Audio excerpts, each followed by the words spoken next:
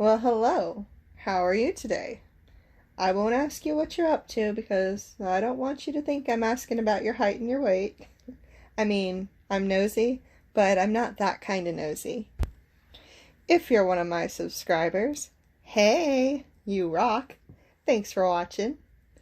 But if you're new here, my name is Erica, and I like to do some art, and I try to make videos and put them on YouTube, since, you know, technology, why not? Of course, I'm not always that tech savvy, so not all of my art makes it to video, but this one did. I even kind of took special precautions with this video because I'm trying something a bit different here. So I tried to make sure my camera was not only on, but in focus and for the most part, I guess centered in the frame. So I have decided to really give watercolor a try. Well, I guess I shouldn't say try. I've decided to really give watercolor more of a chance. Because I've already given it a try here or there. I use it a little bit, but I also use a lot of markers too. And I like using the markers, but the watercolor does last longer, it seems like. The markers dry out and sometimes the tips get dirty, and I like the way they look, but the more I use the watercolor, I find the easier it is to blend it too. Like, you can just wet the paper and then it blends together pretty good. Where the markers, you can blend them, but if it dries and you try to go back and blend it, you gotta get the paper pretty saturated with color again for it to get that nice blending it does when it's initially blending together. So I want to try to give watercolor more of a chance. And I figured I would do something a little bit that I'm comfortable doing. Animals I'm pretty comfortable drawing. And I like crystals. I have done them before, but never with watercolor. So I figured we'll try it out. We'll mix the two. I also decided to mildly torture myself too by taping my paper down before I did my drawing, which is really difficult for me. I like to move my paper around when I'm drawing, but I also wanted to have the area that I was putting the design in taped off because I had an idea of what I wanted to do with the border as well. So I just went ahead and taped it down. And I just used the width of the tape. I ran it across the paper, so I didn't do any measuring with that. I just used the tape width, and then I taped that down as well, just so that there was no lifting of the paper while I would be painting. Now I do give myself a guide with this when I start the lion's face, because I do want to kind of keep the face centered, so I like to have just a little bit of a reference point to have, to distance my eyes and the nose and the mouth and make sure everything lines up pretty well. And once I get my sketch done out, I go ahead and I line up what I want inked out. Then I erase all that pencil. And I start by doing the background first. And I use some of that Coliri gold. And I put that down just so that there's some gold sparkle on the underneath. I'm kind of going for almost a marbled or granite stone texture for the background.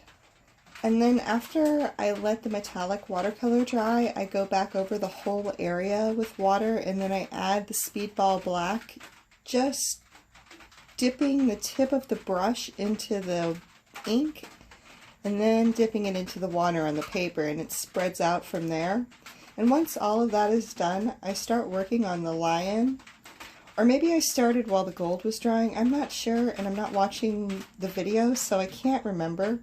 But it doesn't really matter, I guess. The real point is, I start with some general shading of the lion, but with a few, I guess you would call them maybe natural formations in the rock.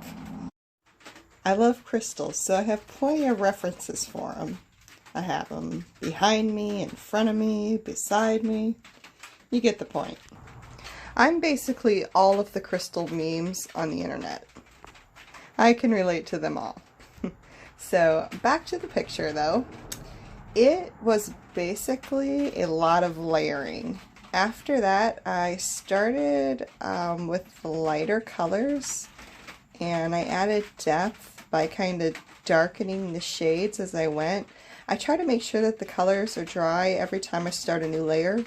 And once I'm happy with the colors and the lion looks like a lion to me, I start using some of the white, and I kind of wash it over certain areas that I feel would reflect off the curves of the lion's face, you know, the spots that would stick out further. And I layer them inside of each other, so the smaller it is in the inside, it gets whiter as it goes. And I make sure it's dry between each one. And I feel like it really gave a nice polished stone with crystals forming in the mane. So yeah, I liked the way it turned out. And to finish it off, I did use the Uniball white pen for some of the real crisp white highlights, and I used the Pentel brush pen and Copic multiliners for the mane and the background. Also in the background, I do some of the gold watercolor veins throughout to add to that kind of granite look. You know how, I don't know if you've seen granite, but it's kind of got those like veins of sparkly stuff that runs through it. It's really pretty. I think. Maybe I'm thinking of the wrong rock, but I think it's granite.